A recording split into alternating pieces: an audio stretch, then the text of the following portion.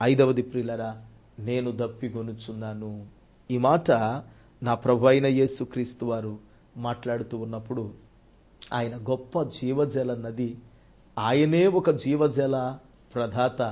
ఈ అనంత విశ్వములో మేఘమండలాన్ని సృష్టించినటువంటి నిర్మాణకుడు, సప్త సముద్రాల యొక్క నిర్మాణకుడైనటువంటి ప్రభువు ఆయన అంటున్నాడు కదా, అయ్యా నేను దప్పిగొనుచున్నాను. ఈయన దప్పికతో ఉన్నప్పుడు ఆ రాణు వారు ఏం చేశారు తెలుసా? ఆయనను పిలిచి ఇదిగో చేదు చెరకనిచ్చి త్రాగమని చెబుతా ఉన్నారు. మీకు తెలుసా, ఆనాటి దినములలో సిలువను భరించేటువంటి వారు ఈ సిలువలో కొరడా దెబ్బలు తిని శరీరం అంతా కూడా గాయాలైపోతాయి. దానికంటే భయంకరమైన హింస ఇప్పుడు ప్రభువు అనుభవిస్తున్నారు. కనుక వాళ్లకు చేదు చిరకను ఇచ్చేవారు. ఎందుచేతనంటే అసలు సిలువ వేసే వరకు మనిషి బ్రతికుండాలి కదా. సిలువ వేసే వరకు కూడా ఈ మరణానికి అప్పగించబడినటువంటి వాడు ఆ సిలువ శ్రమను సహించాలి కదా, బ్రతికుండాలి కదా. బ్రతికి ఉండడానికి వాళ్ళకి ఏం కలిగించేవారని అడిగితే చేదు చిరకను ఇచ్చేవారు. ఎందుచేతనంటే ఆ చేదు చిరక వీళ్ళు త్రాగగానే శరీరములో తిమ్మిరి కలిగి ఈ బాధను మర్చిపోయేవారు. ఈ దెబ్బల యొక్క కష్టం వారికి తెలిసేది కాదు. శరీరం అంతా తిమ్మిరిగా మార్చబడేది. అందుచేతనే వాళ్ళు ఏం చేసేవారని అడిగితే చేదు చిరక ఇవ్వగానే సిలువను భరిస్తూ ఉన్నటువంటి వాళ్ళు ఆ చేదు చిరకను గడగడా తాగి ఆ బాధను మర్చిపోతూ ఉండేవారు. శరీరంలో ఇంకా ఆ బాధలు, ఆ నొప్పులు, ఆ బాధలు తెలియకుండా సిలువను మోసుకుంటూ వెళ్ళిపోయేవారు. కానీ నా ప్రభు ఏమంటున్నాడు తెలుసా? ఆ చేదు చిరక నాకు వద్దు. చేదు చిరకను ప్రభువారు తీసుకోలేదండి. నాకు నీళ్లు కావాలి, నాకు దాహం అవుతుంది, నా నాలుక దవడకు అంటుతుంది. కీర్తన 22:14 అంటాడు ఆయన. కీర్తన 69:21 చూసినట్లయితే ఆయనకు చేదు చిరకను ఇచ్చిరి అనుంది. యోహాను 4:14 చూసినట్లయితే జీవజలమును ఇచ్చిన జీవజల ప్రదాత అయిన ప్రభువు దప్పిగొంటూ ఉన్నాడు. ఎవరి కొరకు ఈ దాహం, ఎవరి కొరకు ఈ వేదన, ఎవరి కొరకు ఈ శ్రమ? నేను పొందిన దెబ్బల ద్వారా మీకు స్వస్థతని చెప్పిన ప్రభువు ఈ రోజున మన ఆత్మ సంబంధమైనటువంటి దప్పికను తీర్చడానికి ఆ రోజున నా ప్రభు దప్పిగొన్నట్లుగా దేవుని వాక్యంలో మనం చూస్తూ ఉన్నాం. ప్రియా స్నేహితులారా, ప్రభునందు ప్రియమైన దేవుని బిడ్డలారా, మనందరి దప్పికను తీర్చిన ప్రభు, మనందరి యొక్క తృష్ణను తీర్చినటువంటి ప్రభు, ఇదిగో ఆయనే జీవజల ప్రదాత అయిన ప్రభువు, ఎన్నడూ దప్పికొనకుండునట్లుగా జీవజలమును మనకిచ్చిన ప్రభు నీ నిమిత్తము నా నిమిత్తము దప్పిగొన్నాడు. ఎంతమందిమి ఈ రోజున ప్రభు కొరకు ఒక చిన్న శ్రమనైనా పొందడానికి ఇష్టపడుతున్నామా? ఒక పూట ప్రభు కొరకు భోంచేయకుండా ఉండగలమా? దేవుని బిడ్డలు, దేవుని కొరకు ఒక చిన్ని త్యాగమైనా నీ జీవితంలో చేసినటువంటి సందర్భం ఉందా?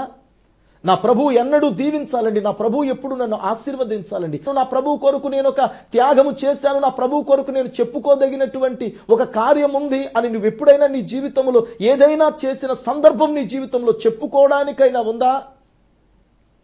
ఆలోచన చేయి. దేవుడిచ్చిన ఈ విలువైన జీవితాన్ని విలువగా దేవునికి సమర్పించాలంటే నీ జీవితంలో ప్రభు కొరకు చేసిన ఒక త్యాగం ఏదైనా ఉండాలి. ఎంతసేపు ప్రభు దగ్గర నుంచి అన్ని పొందుకున్నావే తప్ప దేవునికి ఏదైనా చేసినటువంటి కార్యం నీ జీవితంలో సాక్షార్థమై ఉందా అని నేను ఒక ప్రశ్న వేస్తున్నాను. ఆలోచన చేయి. ఒక సోదరి ఈ టీవీ ప్రోగ్రాం చూస్తూ చాలా వేదనతో ఆమె ఉంది.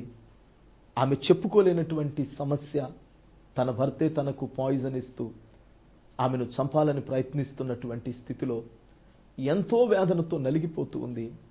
అయితే ప్రియమైనటువంటి దేవుని బిడ్డలారా, దేవుని వాక్యాన్ని నేను అందిస్తూ ఉన్నప్పుడు ఆ వాక్యము ద్వారాగా ఆమె ఆదరించబడింది. ఆ రోజు చనిపోవాలి అని నిర్ణయించుకుని తనంతట తానుగానే ప్రయత్నిస్తూ ఉన్నప్పుడు వాక్యము వినగానే ఆమె బ్రతికించబడింది. ఆ మాటలలో ఒక ధైర్యం కలిగింది. నేనెందుకు చావాలి, నన్ను బలపరిచే దేవుడు ఉన్నాడు, ఇప్పుడే వాక్యములో నా ప్రభు నాతో మాట్లాడారని, నన్ను బ్రతికించిన దేవునికి నేనేమివ్వాలి అని చెప్పి మోకరించి ప్రార్థిస్తూ ఉన్నప్పుడంట ప్రభు ఆమెను ప్రేరేపించిన రీతిని బట్టి ఆమె ఒక విలువైనటువంటి కానుకను తీసుకొచ్చి, అన్నా ఈ టీవీ పరిచర్యలో మీరు ఉపయోగించండి అని చెప్పి ఆమె ఒక చిన్న కానుకను తీసుకొచ్చి చేతుల్లో ఉంచి ప్రార్థించమంది.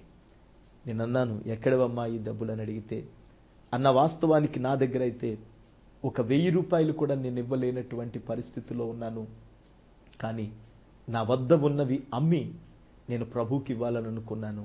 నేనన్నాను, అయ్యో ఎందుకమ్మా అలా చేసావని అడిగితే, అవి విలువైనవి అన్నావు కదా, వాటిని ఎందుకమ్మా నువ్వు అమ్ముకున్నావని అడిగితే, అన్న విలువైన నా ప్రాణాన్నే బ్రతికించాడు నా ప్రభు ఈ వాక్యం ద్వారాగా, దానికంటే ఇది విలువైనది కాదు అని చెప్పింది.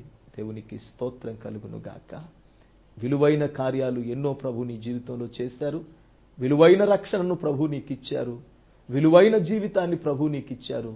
ఆ ప్రభువుకి చెప్పుకోదగిన విలువైన త్యాగం ఏదైనా నీ జీవితంలో ఉందా? పైకి వెళ్ళిన తర్వాత ప్రభు అడుగుతాడు మిమ్మల్ని, నన్ను అడుగుతాడు, అందరిని అడుగుతాడు. అమ్మా నువ్వు భూమి మీద నీ బిడ్డల వివాహం కొరకు అడిగావు, వివాహాలు చేశాను. ఇల్లు కావాలని అడిగావు, ఇల్లు ఇచ్చాను. నీవు అడిగినవన్నీ ఇచ్చాను కదమ్మా, నా కొరకు నువ్వేం చేశావు? దేవుని కొరకు చెప్పుకోవడానికైనా దేవుని సన్నిధిలో ఒక త్యాగము ప్రభువు కొరకు చేసిన వారిమై మనం ఉండాలని దేవుని సేవకునిగా నేను మనవి చేస్తూ ఉన్నాను. ప్రియులరా, 6వ మాట సమాప్తమైనది అనే మాట ఇక్కడ మనం చూస్తూ ఉన్నాం.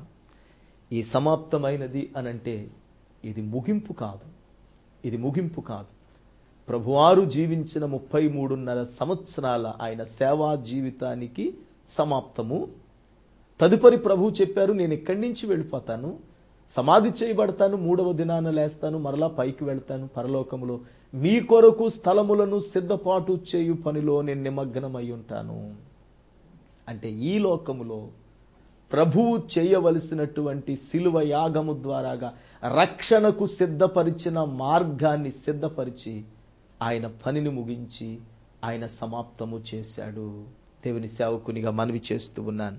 అందుకే నా ప్రియ స్నేహితులారా, దేవుని బిడ్డల, యోహాను సువార్త 4వ అధ్యాయం 34వ వచనములో, నన్ను పంపిన వాని చిత్తము నెరవేర్చుటయే నాకు ఆహారము అని ప్రభు చెప్పారు ఒక సందర్భములో. తిమోతి 2వ పత్రిక 4:7 మంచి పోరాటము పోరాటిని, నా పరుగు కడముట్టించి తిని, విశ్వాసము కాపాడుకుంటునని పౌలు భక్తుడు మాట్లాడుతూ ఉన్నాడు.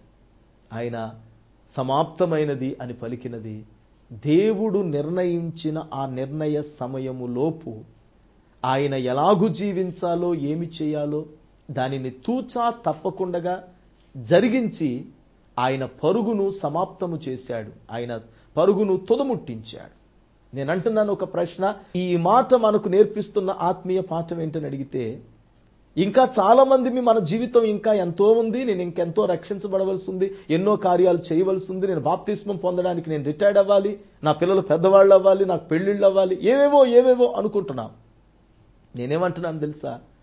ఈ వాక్యంలో నుంచి నేను నేర్చుకున్న ఆత్మీయ పాఠం ఏంటో తెలుసా? నీ తనువు ఈ రోజే చాలించవలసి వచ్చినా, ఏ రోజుకు ఆ రోజు, ఈ రోజే నేను మరణిస్తే ఈ రోజుకు నాకు కావలసిన సిద్ధపాటు ఉందా లేదా అన్నది మీరు ప్రశ్నించుకోవలసినటువంటి వారై ఉన్నారని దేవుని పేరట నేను మనవి చేస్తూ ఉన్నాను. దయచేసి ఆలోచన చేయండి. నేను హైదరాబాద్కి వెళ్ళినప్పుడు చాలా కాలం క్రితం ఒకసారి ఒక సోదరులను తీసుకువెళ్ళి ఆ గోల్కొండ పైకి తీసుకెళ్ళి అదంతా చూపెడతా ఉన్నారు. అదంతా చాలా ప్రయాస, నడవలేక పైకి అంతా ఎక్కాను.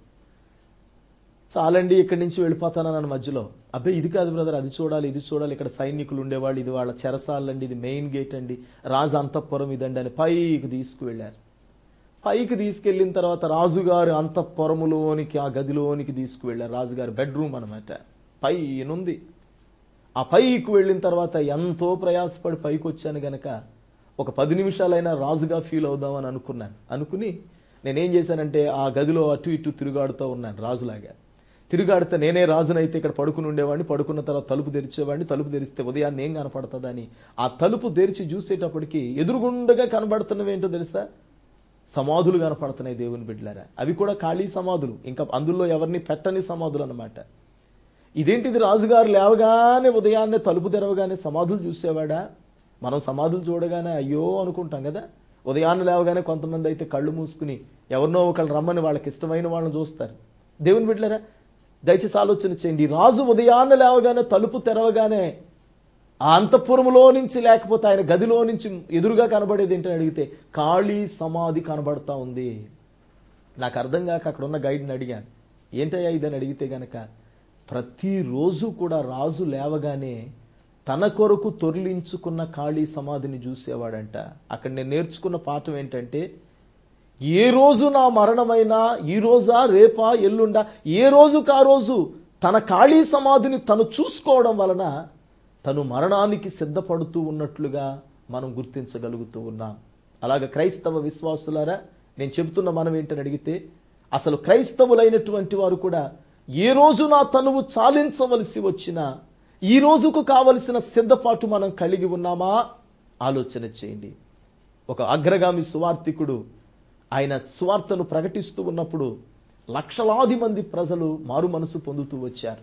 అప్పుడు ఆ సువార్థికుడిని అడిగారంట అనేక మంది సేవకులు వెళ్ళి, అయ్యా మీరు వాక్యం చెప్పినప్పుడు అనేక మంది మారు మనసు పొందుతున్నారు, రక్షించబడుతున్నారు, అసలు మీ ప్రసంగంలో ఉన్నటువంటి కొన్ని మెళుకువలు మాకు చెప్పండి అని అడిగారంట.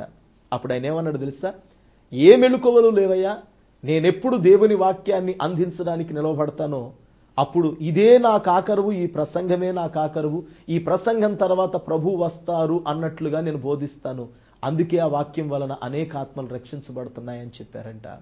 ప్రభు పలికిన 6వ మాట కూడా సమాప్తమైనది అనగా, నీ చివరి నిమిషము వరకు కూడా నువ్వు చేయవలసినటువంటి పనిని ముగించి సమాప్తమైనది అని ప్రభు చేతిలో ఒదిగిపోయే వారిగా ఉండాలి. కానీ అయ్యో ప్రభువా, నేను ఇంకా చేయవలసింది చాలా ఉంది, నేను ఇంకా మారు మనసు పొందలేదు, రక్షించబడలేదు, అప్పుడే నేను వచ్చేసానా ప్రభువా అని అసంపూర్ణుడవై దేవుని యొద్దకు వెళితే దేవుని రాజ్యాన్ని నువ్వు స్వతంత్రించుకోలేవు. ఈ మాట మనకు నేర్పిస్తున్న పాఠము, ఎప్పుడు ప్రభు రాకడైనా, ఎప్పుడు నీ పోకడైనా, ప్రతి దినము దేవుని రాకడ కొరకు ఎదురు చూసే బిడ్డలుగా, మన ఆత్మీయ జీవితాన్ని పదిలుపరుచుకునే బిడ్డలుగా మనం ఉండాలి. ఆఖరిది 7వ మాట, తండ్రితో ప్రభువు మాట్లాడుతున్న శక్తివంతమైన మాట, తండ్రి నా ఆత్మను నీ చేతికి అప్పగించుచూ ఉన్నాను. దేవునికి స్తోత్రం కలుగునుగాక. తండ్రి నా ఆత్మను నీ చేతికి అప్పగించుతూ ఉన్నాను. తండ్రి మాటకు విధేయుడయ్యాడు. తండ్రి తన మీద ఉంచినటువంటి బాధ్యతను నెరవేర్చారు. తండ్రి కౌగిలిలో ఆయన ఒదిగిపోయారు. ఈ రోజున ఈ వాక్యాన్ని వింటున్న నా ప్రియ శ్రోతలారా, దైవజనునిగా నా హృదయ వేదనతో ఈ మాటలు పలుకుతూ ఉన్నానమ్మా. ఇదిగో నీ జీవితములో కూడా ప్రభు చేతులకు నీ ఆత్మను అప్పగించుకో, ప్రభు చేతులకు నీ హృదయాన్ని అప్పగించుకో, దేవుని చిత్తానికి నీ బ్రతుకును అప్పగించుకో. ఇక మీదట నువ్వు జీవించే జీవితము, ఇక మీదట నువ్వు చేసేటువంటి ప్రార్థనలు, ఇక మీదట నీ జీవితములో సంభవించే ప్రతి సంఘటన నా ప్రభు చిత్తానుసారంగా నిన్ను నడిపిస్తారు. అనేక మందికి ఆశీర్వాదకరంగా, దీవెనకరంగా ఆయన నిన్ను ముందుకు కొనసాగిస్తారు. ప్రభు పలికిన 7 మాటలలోని సారాన్ని మన హృదయములో తలపోసుకుంటూ, ఏ విషయంలో తప్పిపోతున్నామో దాన్ని సరిచేసుకుంటూ దేవుని చిత్తానుసారంగా మనం జీవించడానికి ఇష్టపడదాం. సిలువను మన జీవితంలో చూపించుదాం. మెడలో వేలాడే సిలువ కాదు, మన గుండెల్లో సిలువ మాటలు ఉంచుకుందాం.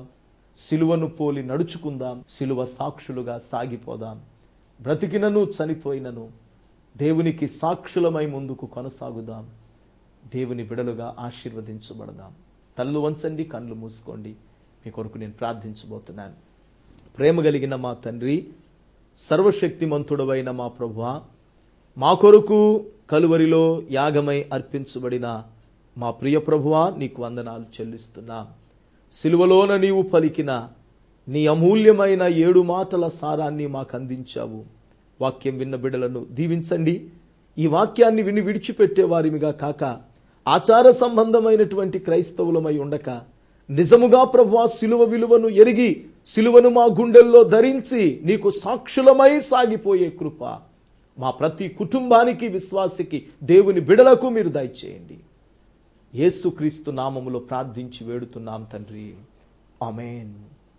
పరలోకపు తండ్రి అయిన దేవుని యొక్క ప్రేమ, కుమారుడైన యేసుక్రీస్తు ప్రభువారి యొక్క కృప, పరిశుద్ధాత్మ దేవుని యొక్క అన్యోన్య సహవాసము, సమాధానము చేరిన మనకి, సర్వలోక పరిశుద్ధులకు, ఈ వాక్యం విన్న ప్రియా బిడలందరికీ సదా ఎల్లప్పుడూ తోడై ఉండును గాక. ఆమేన్. This Dr. B. Ravi Kumar, Emmanuel Healing Home Ministries, 16th Ward, Nirdivol, West Godavari District, Andhra Pradesh, PIN code 534301. Email melukolpuswaramu@gmail.com. Our website emmanuelministries.org.in. Our phone numbers 08813 221612 and cell number 98491 84346.